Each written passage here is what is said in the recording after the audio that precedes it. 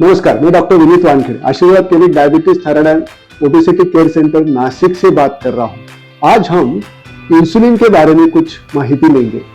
हमारे शरीर में स्वादुपिंड नाम का एक अवयव रहता है और उसमें बीटा सेल्स नाम की पेशियां रहती है और वो इंसुलिन तैयार करते हैं।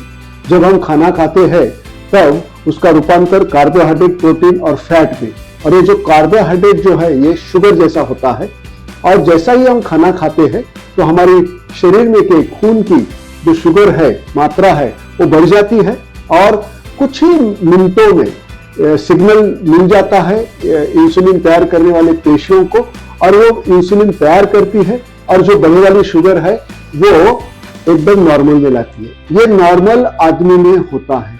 अगर किसी को डायबिटीज होता है तो इसमें कुछ गड़बड़ी होती है, इंसुलिन की मात्रा कम तैयार होती है या इंसुलिन काम नहीं करता है और जो खाना खाने के बाद बड़े वाली शुगर की मात्रा है वो बड़े वाली रहती है, उसको हम डायबिटीज कहते हैं।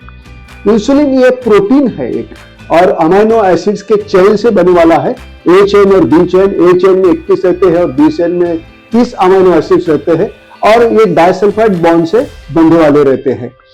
अगर देखा जाए तो इंसुलिन का शोध जो है 1921 में बैटिंग और बेस्ट इन शास्त्रज्ञ ने लगाया और पहला उन्होंने जो प्राणियों का पानक्रियाज है उससे क्रूड एक्सट्रैक्ट करके वो जो टाइप 1 के डायबिटीज का जो पेशेंट रहते हैं उनमें ट्राई किया। ये बहुत ही क्रूड था, उसमें एलर्जिक रिएक्शंस वगैरह बहुत होने के चांसेस थे, लेकिन ऐसा पाया गया कि जिनको ये क्रूड एक्सट्रैक्ट दिया गया उनका शुगर लेवल बहुत कम हो गया, उनके सिम्टम्स बहुत ही इंप्रूव होने लगे और इनको लगा कि हम जीत गए।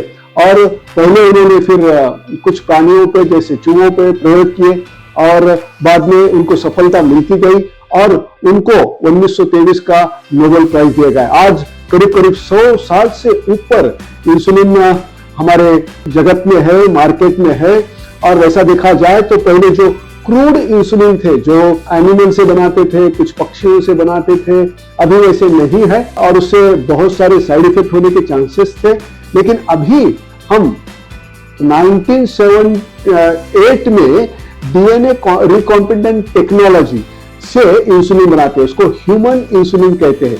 एक्चुअली ह्यूमन से नहीं लेते हैं, लेकिन ई कोलाई नाम के बैक्टीरिया रहते हैं, उसमें ये हम डीएनए रिकॉम्बिनेंट टेक्नोलॉजी यूज करते हैं और उससे इंसुलिन तैयार करवाते हैं। और इसको जो ये इंसुलिन तैयार होता है इसमें एलर्जिक रिएक्शन बहुत कम होते हैं और ये जो उसकी एफिकेसी है, जो कार्य क्षमता है वो भी अच्छी होती है। तो ये फायदे पुराने इंसुलिन और नए इंसुलिन में है। और वैसा देखा जाए तो हम ये कहेंगे कि टाइप 1 के लोगों के लिए ये जो इंसुलिन का होना बहुत ही जीवनदायी है। कई कोटि जो जान है इस इंसुलिन से बच पाई है और आने वाले दिनों में अभी हम देखते हैं कि इंसुलिन एनालॉग्स आई है, जो भी तैयार करने वाली इंसुलिन टेक्नोलॉजी वो और अच्छी हो गई है और जो नेचुरल इंसुलिन, ह्यूमन इंसुलिन से मिलता जुलता इंसुलिन हम तैयार करने की कोशिश कर रहे हैं, इसकी एफिकेसी बढ़ जाती है और बहुत ही इफेक्टिव ये जो इंसुलिन है नया भी तैयार हो रहा है। धन्यवाद।